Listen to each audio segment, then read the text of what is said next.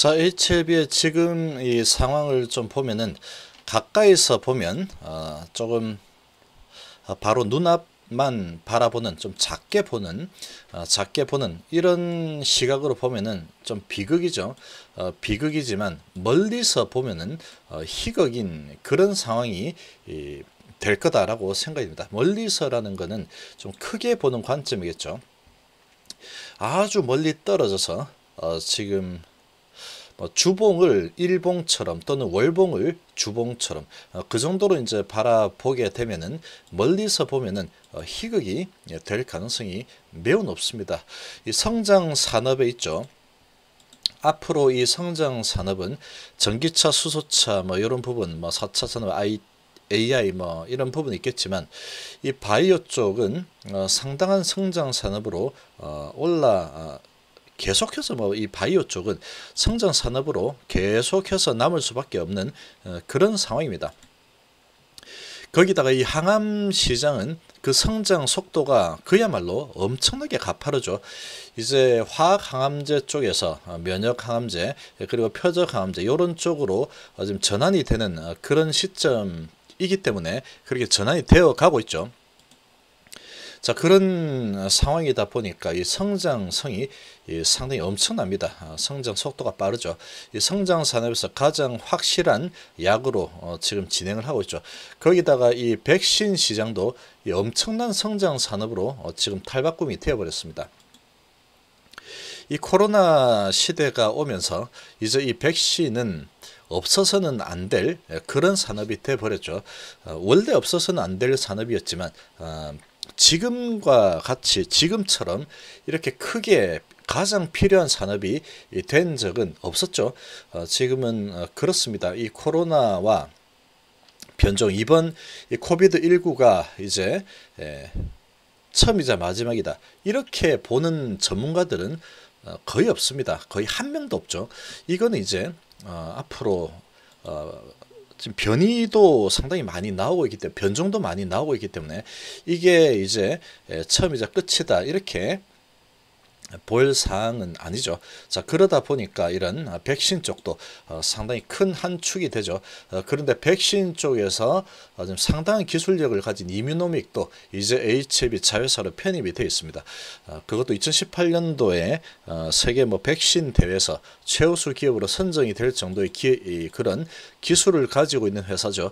자, 그 두 가장 성장성이 큰 이런 이 제약 바이오 쪽에서도 가장 성장성이 큰 이 항암 쪽과 백신 쪽을 지금 전개를 하고 있는 그런 상황이다. 이렇게 좀 볼 수 있겠습니다. 자, 가까이서 보면 지금 좀 비극이죠.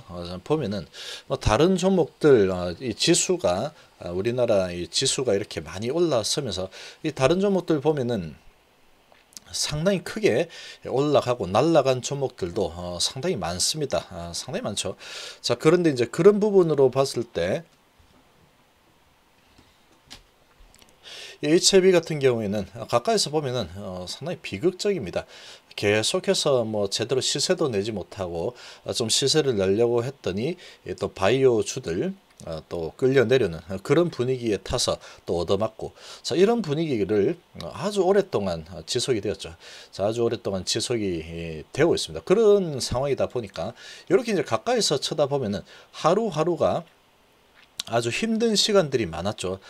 거의 한 2달 동안은 정말로 힘든 시간이었죠. 자, 이런 힘든 시간들이 많았지만 그래서 가까이서 이렇게 보면은 다른 거 다 날아가는데 얘만 못 가는 이런 상황이다 보니까 상당히 좀 비극적이다 이렇게 볼 수 있습니다. 자, 그런데 이제 그런 비극적인 흐름도 마무리를 좀 짓고 다시 희극적으로 바뀌고 있죠. 거래량도 많이 실어서 이평선도 다 모아가지고 방향 위로 이제 틀고 올라가려는 희극적으로 바뀌고 있습니다. 자, 이렇게 이제 가까이서 보면 비극이다 이렇게 볼 수 있겠지만 멀리서 크게 큰 그림을 놓고 본다 그러면 희극으로 전개가 될 가능성이 정말로 크다라고 볼 수 있겠죠. 지금 이 HLB를 둘러싼 환경을 봤을 때 그리고 스토리를 봤을 때 이 성장 스토리가 정말로 많습니다. 많고 그리고 성공 가능성이 아주 큰 실현 가능성이 큰 그런 성장 스토리를 많이 가지고 있죠. 자, 그런 상황이기 때문에 좀 멀리서 본다 그러면 이제 희극으로 바뀔 가능성이 상당히 높다라고 볼 수 있습니다. 월봉으로 보면은 지금 이제 상당히 오랫동안 에너지가 쌓였죠. 정말로 뭐 실세를 못 내고 정말 오랫동안 옆으로 기어다니는 그런 모습을 보여줬죠. 자, 이런 모습을 보여줬지만 멀리서 보니까 계속 추세는 상승 추세로 가고 있죠. 기업이 이제 성장하는 방향으로 가고 있습니다. 자, 이런 부분이 이제 제대로 죽순이 올라와서 대나무로 자라게 되면은 계속 이제 아주 강력한 성장이 일어날 가능성이 매우 크다라고 볼 수 있는 부분이죠. 자, 그런 부분은 어디서 볼 수 있냐? 뭐 이 내용을 워낙에 이제 잘 알고 있죠. 이제 이 리보세라는 위험 3사자 NDA 신청 부분 이게 이제 시발점이 되겠죠. 아주 강력한 시발점이 될 거다라고 볼 수 있겠습니다. 자, 먼저 시발점이 이미 시작이 되었죠. 국내 지금 보면 국내 가남 1차 리보세라니까 칸딜주마.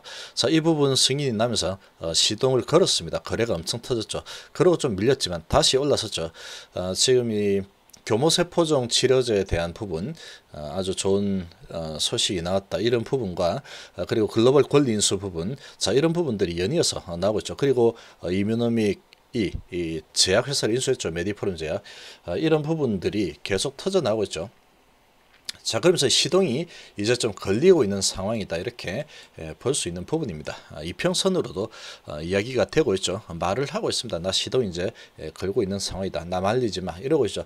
그러나 지금 이제 공매들이 좀 말리고 있는 상황인데 지금 계속 뭐 말리는 게 언제까지 말릴 수 있는지 좀 보면 됩니다. 결국은 이 공매도는 계속 이 시장이 이 공매도가 불법을 저지르는 부분을 용납하지 않겠다라는 부분으로 계속 흘러가고 있습니다. 그래서 길게 본다 그러면 이 공매도들도 결국은 항복하는 시간이 올 수밖에 없습니다. HLB 상황에서 본다면 강력한 성장 산업의 중심에 있는 그런 기업이다. 이렇게 볼 수 있겠죠.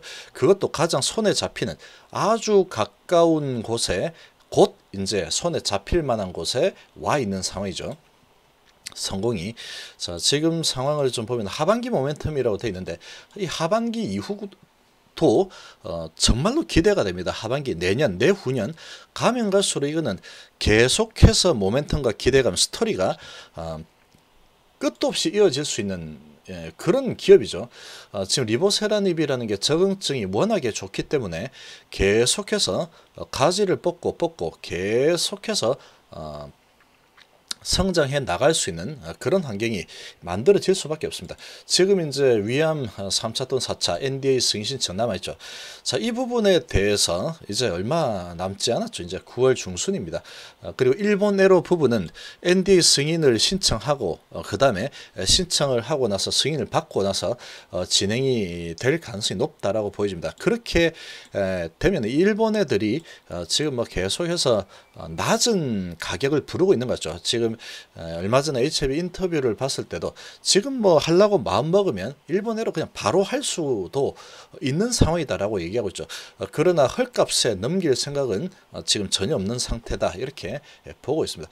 지금 진영호 회장 지금 이 하는 상황들을 보면은 상당히 믿을만 합니다. 믿을만 하기 때문에 아마도 가장 좋은 판단을 할 거라고 믿습니다. 그렇게 할 겁니다. 반드시. 이 주주들 입장에서 봤을 때 가장 유리한 쪽으로 결정하겠죠.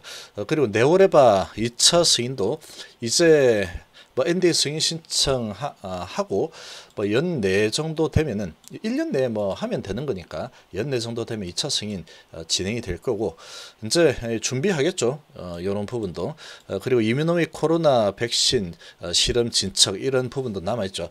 그리고 교모세포종 치료제 이상 결과 얼마 전에 나왔고 이상이 이제 데이터가 나오게 되는 그런 시기가 또 다가오고 있죠. 에스모 이제 다음 주에 개최되죠. 리보센의 발표가 21개나 되고 있죠. 거기다 병용도 많습니다. 이번에.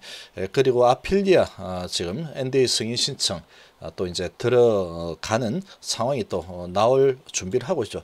거기다 항서제 로열티 이건 이미 확보를 했죠. 자, 그리고 간암 1차 임상 환자 모집 지금 50% 되어 있는 상황이고 식약처 승인 이 소식이 나왔는데 추가적인 모집 현황 업데이트가 또 중간중간에 또 소식이 뭐 나올 가능성이 있겠죠. 그리고 항서제 위암 1차 결과를 또 확보를 하겠죠. 지금 이제 항서제 위암 1차 리보세라니까 칸넬리주마 진행을 했고 위암 1차 3상 임상 신청이 될 가능성이 높습니다. 이 항서제에서 이제 결과가 나와서 정리되고 나면은 이제 신약 허가 승인 신청 들어가겠죠. 항소에서. 그러면 그 데이터 가지고 뭐 이건 아마 한 내년쯤 진행되거나 올 연말쯤에 뭐 진행이 되겠죠. 이 위암 1차도 이제 파이프라인으로 확보가 될 가능성이 매우 높습니다. 지금 그렇게 돈도 책정이 되어 있습니다. 이 부분에 대해서. 그리고 항서제 리보세라닙 그리고 리보세라닙 캄넬리주마 각종 데이터 뭐 수시로 발표가 나오고 있죠. 실제로. 그리고 2021년도에는 이제 승인이 뭐 기대가 되는 부분이고 간암 3상에 대한 이런 데이터가 또 나올 수 있는 부분이고 위암 1차 파이프라인 확보해서 이제 또 승인 신청을 FDA 쪽으로 임상 승인 신청을 또 하겠죠.